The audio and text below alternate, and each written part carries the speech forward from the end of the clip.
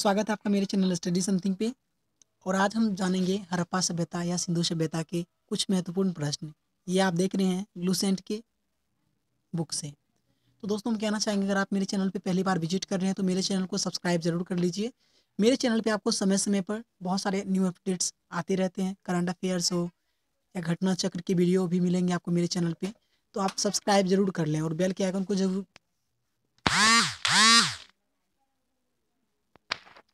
ये पहला है, हड़प्पा सभ्यता का सर्वाधिक मान्यता प्राप्त काल कौन सा है? तो ये जो है 2500, ये जो है 2500 ईसा पूर्व से 1750 ईसा पूर्व तक ये इसका सर्वमान्य काल है। ईसा पूर्व है यानी BC इसको लिखा जाता है, बिफोर क्राइस्ट, एडी नहीं।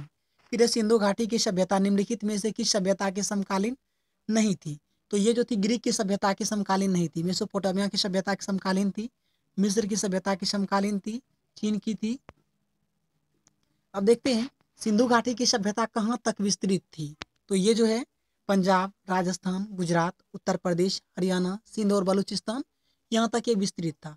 फिर हम देखते हैं सिंधु घाटी की सभ्यता में घोड़े के अवशेष कहाँ से मिले? तो ये जो घोड़े के अवशेष मिले हैं सुरकोटदा से, इसको सुरकोटदा लिखा हुआ है। कहीं कहीं सुतकांगेडर भी मिलेगा, कहीं कहीं सुरकोटदा भी दिखेगा।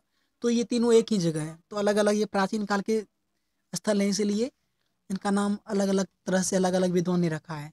फिर देखते हैं सिंधु घाटी स्थल कालीबंगन किस प्रदेश में है? तो कालीबंगन जो है राजस्थान में है। कालीबंगन कहाँ है? तो ये राजस्थान में, कालीबंगन को ही कालीबंगा भी कहा जाता है, ये राजस्थान में है। फिर निम्नलिखित में से किस पदार्थ, प्रश्न नंबर 6 देखिए, निम्नलिखित में से किस पदार्थ का उपयोग हड़प्पा काल की मोहरों के निर्माण के लिए किया जाता था? ये सेलखरी का प्रयोग होता था। सेलखरी का प्रयोग जो है मोहरों को बनाने के लिए प्रयोग किया जाता था। फिर हम देखते हैं हड़प्पा सभ्यता किस युग की थी? तो ये कांस्य युगीन सभ्यता थी। ये जो थी कांस्य युगीन सभ्यता थी, आद्य ऐतिहासिक काल की ये सभ्यता थी। हम देखते हैं फिर सिंधु घाटी सभ्यता के लोगों का मुख्य व्यवसाय क्या था? तो वहाँ का जो व्यवसाय था तो वो व्यापार, वो लोग व्यापार अच्छा से करते थे, पशुपालन नहीं थे। तो ये जो है वैदिक काल के लिए पशुपालन था। फिर हड़प्पा सभ्यता के निवासी क्या थे? तो ये शहरी थे। हड़प्पा सभ्यता को अगर हम आज याद करते हैं तो इसलिए कि वो बहुत ही मतलब उस समय इतना पुराना सभ्यता होने के बावजूद वहाँ का जीवन जो था शहरी था, वह एक नगरीय सभ्यता थी, इसलिए हम आज उन्हें अभी भी याद करते हैं। फिर हम देखते हैं सिंधु घाट सभ्यता के घर किससे बनाए जाते? तो ये जो थे ईंट से बनाए जाते थे, पूरा का पूरा आधुनिक मॉडल। फिर हड़प्पावासी किस वस्तु के उत्पादन में सर्वप्रथम थे? तो हड़प्पावासी जो थे कपास उत्पादन में, ये विश्व में सबसे पहले कपास का जो उत्पादन हुआ था वो भी अपने भारत में ही हुआ था। फिर देखते हैं निम्नलिखित विद्वानों में से हड़प्पा सभ्यता का सर्वप्रथम खोज किसने किया था? तो ये जो है दयाराम साहनी ने किया था। दयाराम साहनी हड़प्पा का खोज किया था।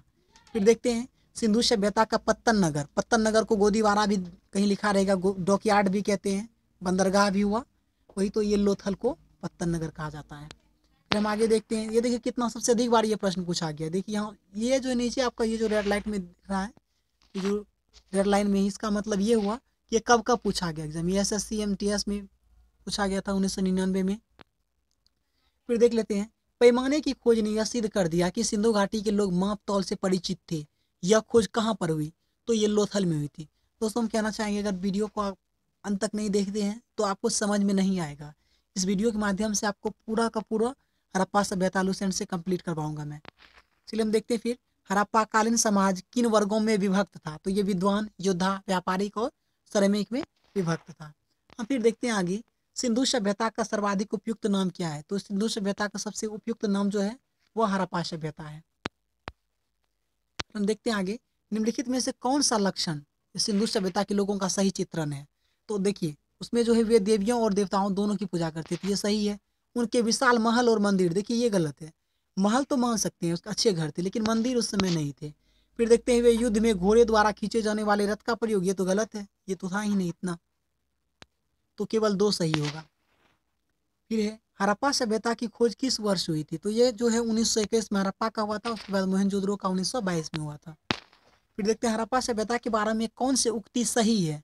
तो सही कौन सा है? तो उन्होंने पशुपति का सम्मान करना आरंभ किया, जिसको कि आद्य शिव भी कहते हैं।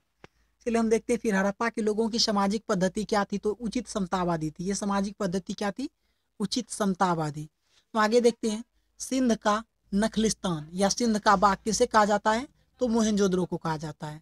मोहनजोदड़ो को सिंध का बाग भी कहा जाता है। फिर देखते हैं हड़प्पा सभ्यता के संपूर्ण क्षेत्र का आकार कैसा था। तो ये जो था पूरा का पूरा त्रिभुजाकार था। अब देखिए यहाँ जो है कुछ प्रमुख स्थल हैं और किस नदी के किनारे बसा हुआ है, तो ये है। इससे पहले एक वीडियो में मैंने एसएससी घटना चक्र की पुस्तक से भी मैंने ये हड़प्पा सभ्यता के बारे में करवा दिया है। अगर आपने नहीं देखा है तो वहां से देख लीजिए। घटना चक्र में आपको वो सभी प्रश्न मिलेंगे जो प्रश्न पूछे गए हैं। ऐसे डायरेक्ट आपको प्रश्न नहीं पूछा जाता है, प्रश्न थोड़ा घुमाया रहता है। तो अगर आपने नहीं देखा है तो जाकर के एसएससी घटना चक्र का एक प्लेलिस्ट बना हुआ है, वहां आप देख सकते हैं। ये देखिए हड़प्पा जो है, हड़प्पा रावी नदी किनारे सही है। मोहनजोदड़ो सिंधु नदी किनारे है। लोथल जो है भोगवा नदी किनारे है। और कालीबंगा घग्गर नदी के किनारे बसा हुआ है। फिर हम देख लेते हैं कि हड़प्पा सभ्यता के अंतर्गत हल से जोते गए खेत का साक्ष्य कहाँ से मिलता है। तो हल से जोते गए साक्ष्य कहाँ मिला है? कालीबंगा से मिला है। फिर देखते हैं सिंधु सभ्यता की ईंट का अलंकरण किस स्थान से मिलता है। तो ये ईंट का जो अलंकरण मिला है ये भी कालीबंगा से ही मिला है। मोहनजोदड़ो कहाँ स्थित है? तो ये सिंध में है। तो दोस्तों अगर कोई जानते हैं तो आप हमें बताइए कि मोहनजोदड़ो का शाब्दिक अर्थ क्या होता है। आप में शब्द इसके शब्द का अर्थ क्या होता है वो बताएंगे। बीच में कहीं वो प्रश्न आएगा लेकिन उसको मैं एक्सप्लेन नहीं करूंगा यहाँ पे। तो सिंधु सभ्यता में बृहत स्नानागार पाया गया है। तो बृहत स्नानागार या ग्रेट बाथ भी कहा जाता है, ये जो है मोहनजोदड़ो में पाया गया है। फिर सिंधु सभ्यता की मुद्रा में किस देवता के समतुल्य चित्रांकन मिलता है। तो ये देखिए आदि शिव का चित्रांकन मिलता है। कि निम्नलिखित में से कौन सा हड़प्पाकालीन स्थल गुजरात में था। तो गुजरात में कौन सा था? ये जो है लोथल, ये गुजरात में ही है। लोथल गुजरात में है। और ये देख लेंगे आप कालीबंगा ये राजस्थान में है। रोपर महाराष्ट्र में है। ये रोपर ये जो है रोपर ये पंजाब में आएगा। ये रोपर पंजाब में आएगा। बनवाली हरियाणा में है। फिर मोहनजोदड़ो का ये तो हम नहीं बताएंगे, हम ये आपने पहले ही हम आपको बता दिए थे, ये वाला आप देख लेंगे। आप हमें कमेंट करके ये बताइए क्या इसका अर्थ होता है। फिर हड़प्पा सभ्यता का प्रचलित नाम क्या है? हड़प्पा सभ्यता का क्या है? इंडस वैली सिविलाइजेशन, सिंधु घाटी की सभ्यता। ये सिंधु घाटी की सभ्यता इसलिए कहलाए क्योंकि इसके जो प्रारंभिक अवशेष मिले थे हड़प्पा सभ्यता के, वे सिंधु नदी के आसपास ही मिले, यानी उसके आसपास के क्षेत्र में मिलने के कारण इस सभ्यता को सिंधु घाटी की सभ्यता के नाम से भी जाना जाता है। फिर हम देखते हैं सैंधव स्थल के उत्खनन से प्राप्त मोहरों पर निम्नलिखित में से किस पशु का सर्वाधिक उत्कीर्ण हुआ। सर्वाधिक कह रहा है यहाँ पे, ऐसा नहीं कह रहा है कि किसका उत्कीर्ण हुआ है। तो ये बैल जो है सबसे अधिक बार, लेकिन ये घोड़ा का नहीं हुआ था और शेर का नहीं हुआ था। हाथी का भी हुआ, हाथी गेंडा ये सब का हुआ है, लेकिन घोड़ा और शेर का नहीं हुआ है। और बैल का सबसे अधिक बार हुआ है। सिंधु घाटी सभ्यता मानी जाती है, क्या मानी जाती है, किस लिए जानी जाती है? ये अपने नगर नियोजन के लिए। उसका नगर नियोजन जो था बहुत ही अच्छा था।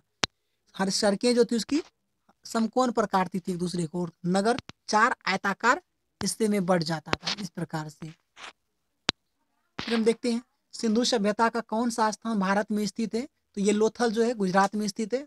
हड़प्पा तो पाकिस्तान चले गए हैं। मोहनजोदड़ो भी उसी क्षेत्र में है। फिर है भारत में खोजा गया सबसे पुराना शहर कौन सा था। तो भारत में सबसे पहले जो खोजा गया था हड़प्पा, सन 1921 में। भारत में चांदी की उपलब्धता के प्राचीनतम साक्ष्य कहाँ से मिले हैं। तो ये हड़प्पा संस्कृति से। हड़प्पा संस्कृति या सिंधु घाटी की सभ्यता, कोई भी ऑप्शन मिलेगा और चलेगा। सिंधु सभ्यता के बारे में कौन सा कथन असत्य है? असत्य मतलब झूठा। कौन सा कथन ये जो है गलत है इसमें से? देखिए इसमें से सटीक यही है कि लोहे से परिचित थे वे लोग, ये गलत है क्योंकि वो लोग तो तांबे का प्रयोग करते थे। तांबे, शीशा, टीन, लाजवर्द ये सब का प्रयोग करते थे, लेकिन ये लोहे से परिचित नहीं थे। नगर में नालियों की सुदृढ़ व्यवस्था थी, ये तो एकदम सही है। व्यापार और वाणिज्य उन्नत दशा में था, ये भी सही है। मातृ देवी की उपासना की जाती थी, ये तीनों सही है। लोहे से परिचित, ये गलत है। फिर हम देख लेते हैं ये सिंधु घाटी सभ्यता के बारे में कुछ दिशा है, मतलब किस दिशा में क्या है इसका सीमा। तो ये सिंधु घाटी का उत्तरी सीमा जो है मांडा, मांडा कहाँ है? जम्मू कश्मीर, जम्मू में पड़ता है। सिंधु सभ्यता की दक्षिण सीमा, देखिए आपको बता दूं दोस्तों, ये जो होता है उत्तर दक्षिण, जब आप पेपर पे लेते हैं, पेपर पे ऊपर होता है उत्तर, नीचे आपका दक्षिण हो गया। आपके दाएं हाथ में हो गया ये पूर्व, और ये बाएं हाथ में पश्चिम हो गया। तो उत्तर यहाँ पे पड़ गया आपका, उत्तरी सीमा जम्मू पड़ गया। फिर सिंधु सभ्यता की दक्षिणी सीमा दैमाबाद, दैमाबाद महाराष्ट्र में यहाँ हो गया। फिर है सिंधु सभ्यता की पूर्वी सीमा, तो पूर्वी आपका हो गया दाहिने हाथ, यहाँ हो गया पूर्वी सीमा आलमगीरपुर उत्तर प्रदेश। फिर सिंधु सभ्यता की पश्चिमी सीमा सुतकांगे डरिया सुतकोटदा, ये बलूचिस्तान इधर पड़ेगा। तो हम देख लेते हैं मांडा किस नदी के किनारे स्थित है। ये जो मांडा है चेनाब नदी के किनारे स्थित है। फिर है हड़प्पाकालीन स्थल रोपर, पंजाब किस नदी के किनारे स्थित है? रोपर जो है पंजाब में है, सतलज नदी के किनारे है। फिर हड़प्पा में एक उन्नत प्रबंध प्रणाली का पता चलता है, तो कहाँ से पता चलता है? उन्नत जल प्रबंध का जो है धोलावीरा से। धोलावीरा इसलिए भी देखिए प्रमुख है क्योंकि यहाँ से जो है ना, इस यहाँ के जो छत बने हुए थे मकान, उसके छत से पानी नीचे उतारने के लिए मिट्टी के पाइप का प्रयोग हुआ था। फिर हड़प्पा की मिट्टी के बर्तनों पर सामान्यतः किस रंग का उपयोग होता था? तो ये लाल रंग का उपयोग होता था। सिंधु सभ्यता निम्नलिखित में से किस युग में पड़ता है? तो आदि ऐतिहासिक काल में पड़ता है। सिंधु घाटी सभ्यता की विकसित अवस्था में निम्नलिखित में से किस स्थल से घर में कुआं के अवशेष मिले हैं? तो ये मोहनजोदड़ो से मिले हैं कुआं का अवशेष। सिंधु घाटी सभ्यता की खोज निकालने में जिन दो भारतीयों का नाम जुड़ा है वे कौन है? तो दयाराम साहनी और राखलदास बनर्जी हैं। फिर हम देखते हैं रंगपुर, जहां हड़प्पा की समकालीन सभ्यता थी, वो कहाँ है? रंगपुर जो है सौराष्ट्र में है। फिर हड़प्पा और मोहनजोदड़ो की पुरातात्विक खुदाई के प्रभारी कौन थे? तो लॉर्ड मैकाले नहीं थे, ये जो है सर जॉन मार्शल थे। ये सर जॉन मार्शल थे, ये सब नहीं तो ये सब लॉर्ड क्लाइव, ये सब तो बंगाल से संबंधित आ गए हैं, तो आधुनिक काल में आ गए। फिर निम्न में से किस पशु की आकृति जो मुहर पर मिली है जिससे ज्ञात होता है कि सिंधु घाटी और मेसोपोटामिया की सभ्यता के मध्य व्यापारिक संबंध थे? तो ये बैल थे। सिंधु घाटी के लोग विश्वास करते थे मातृशक्ति में। निम्नलिखित में से कौन सा सिंधु स्थल समुद्र तट पर स्थित नहीं था? ये कोट दीजिए नहीं था, बाकी सबका सब था। लोथल भोगवा नदी किनारे है। फिर निम्नलिखित में से कौन सा मोहनजोदड़ो की सबसे ऊंची इमारत मानी जाती है? तो विशाल स्नानागार नहीं, ये विशाल स्नानागार इमारत, देखिए इमारत ये ऑप्शन में लगता है गलत आ गया है, तो ये देखिए विशाल अन्नागार होना चाहिए सबसे ऊंची इमारत। फिर हड़प्पाकालीन लोगों के नगरों में घरों के विन्यास के लिए कौन सी पद्धति अपनाई? तो ग्रिड पद्धति थी। आगे का फिर लोथल, लोथल किस लिए जाना जाता है? तो गोदीवारा के लिए। गोदीवारा यानी डॉकयार्ड या पत्तन जिसे कहेंगे। कालीबंगन जोता हुआ खेत। धोलावीरा से हड़प्पाई लिपि के बड़े आकार के 10 चिन्ह वाला एक शिलालेख मिला है, और बनवाले से पक्की मिट्टी की बनी हुई हल्की प्रकृति मिली है। आगे देख लेते हैं निम्नलिखित में से किस एक का हड़प्पा सभ्यता में पाई मुहरों और टेराकोटा कलाकृतियों के निरूपण में अंकन नहीं हुआ था? तो शेर का नहीं हुआ था, हम पहले ही बता चुके, हाथी गेंडा बाघ का हुआ था, और सबसे अधिक बार बैल का हुआ है।